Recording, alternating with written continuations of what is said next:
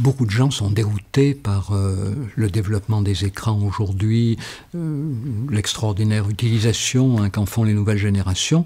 Et beaucoup de gens ont l'impression de ne plus y reconnaître leurs repères habituels. Eh bien, oui, ils ont raison. C'est vrai que nous passons très rapidement et même très brutalement d'une culture qu'on pourrait appeler la culture du livre à une culture nouvelle qu'on peut appeler la culture des écrans ou mieux encore la culture numérique. Et ce dont on s'aperçoit aujourd'hui, c'est que finalement, depuis des siècles, l'être humain vivait dans la culture du livre sans avoir imaginé qu'il puisse y en avoir une autre. L'être humain vivait dans la culture du livre un peu comme les poissons vivent dans l'eau, sans se rendre compte qu'ils sont dans l'eau, parce que pour eux, il n'y a pas d'autre élément possible. Alors, pour autant, quand on parle de culture du livre et de culture des écrans, on ne fait pas forcément référence aux livres tel qu'on le connaît, au livre papier d'un côté et puis à l'écran d'un autre. Il faut bien comprendre que culture du livre, culture des écrans, c'est en fait deux espaces qui vont mettre à contribution des formes d'intelligence, des formes d'apprentissage, des formes de relation au savoir différentes. Et évidemment, les formes d'apprentissage, les formes de relation au savoir qui sont privilégiées dans la culture des écrans, elles existaient avant que les écrans soient inventés.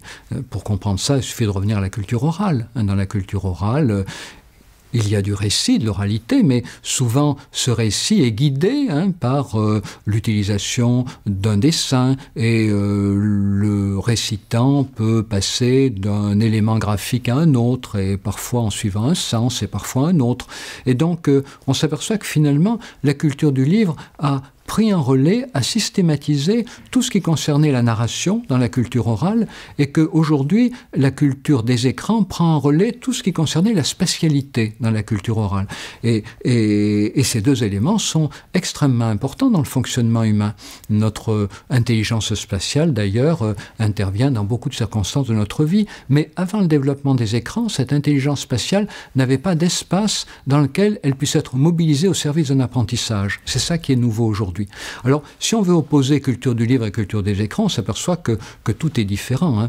Dans les relations au savoir, la culture du livre privilégie le 1, puisqu'on a un lecteur, un livre, et en général, un auteur qui a écrit ce livre, alors que dans la culture des écrans, on a plusieurs écrans ouverts en même temps, très souvent, plusieurs spectateurs pour le même écran, et puis des œuvres collectives. Et d'ailleurs, on voit bien aujourd'hui avec Wikipédia qu'on change de modèle dans la relation au savoir, puisque dans la culture du livre, on avait un auteur qui s'adressait à un lecteur. Dans le modèle Wikipédia, on a une foultitude d'auteurs qui travaillent ensemble à une œuvre et qui s'adressent à une foultitude de lecteurs.